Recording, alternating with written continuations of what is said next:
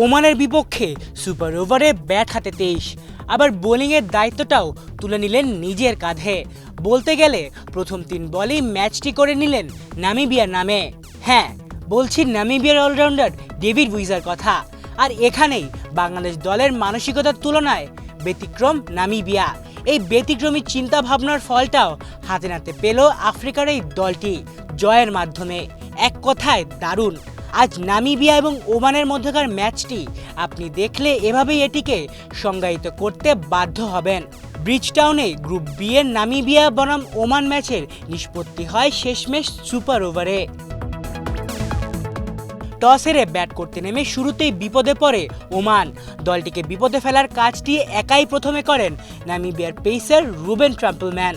26 বছর বয়সী বাঁহাতি এই ফাস্ট বোলারের বল যেন চোখেই দেখতে পাচ্ছিলেন না ওমানের ব্যাটাররা।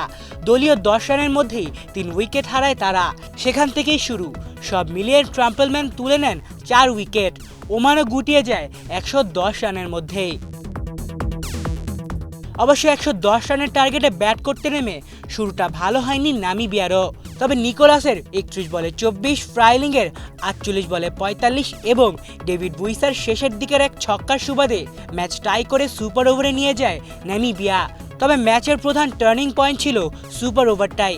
সেখানে ব্যাট করার পর বলটাও যখন নিজের হাতে তুলে নেন অলরাউন্ডার ডেভিড বুইসা, তখন অনেকে চমকে গিয়েছিলেন।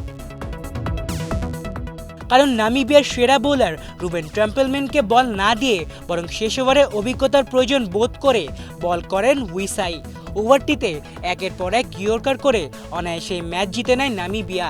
আর এখানেই স্পষ্ট হয় নামিবিয়ার মুখস্থ ক্রিকেট না খেলার মানসিকতা।